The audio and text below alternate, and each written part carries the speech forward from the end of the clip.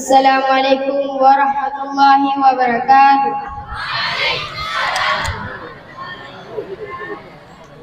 Pahlawan Aceh gigasi lupa gulen penjajah musuh agama, rincungan tumpahkan pada asa, lumbing trim tuplah gecu ke sudah. Pahlawan tak lebuhan gagah, rantau daerah kubur syuhada, timungan barat menghadle lupa, fisabilillah bela agama, fisabilillah bela agama.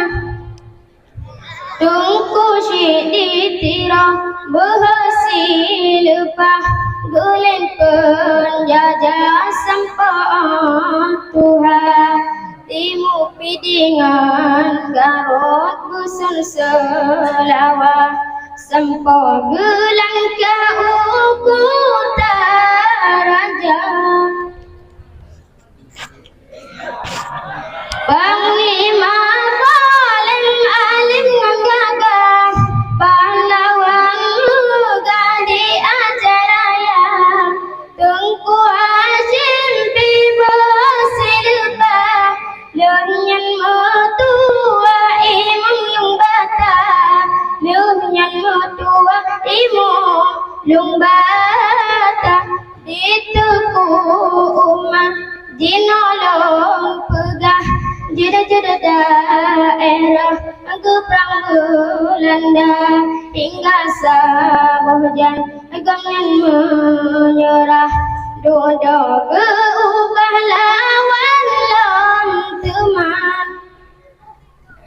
Teman cunnya din yakin non siwa, pahlawan gadi Aceh Raya, dodo ditu melesik rajua, kude dipina Sumadang Jawa, kude dipina Sumadang Jawa, dicun mutia setia lupa, pahlawan gak Aceh Utara, lu syahid ala koduga gemina, angga menyerani bak Belanda.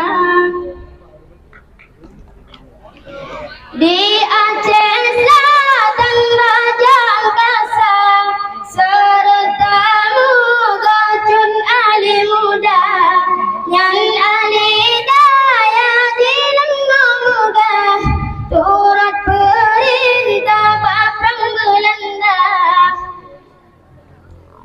Letan long la yakin ngan siwa, pahlawan gak Aceh mulia, semangat suci fisabilillah, kendak Allah nandra merdeka.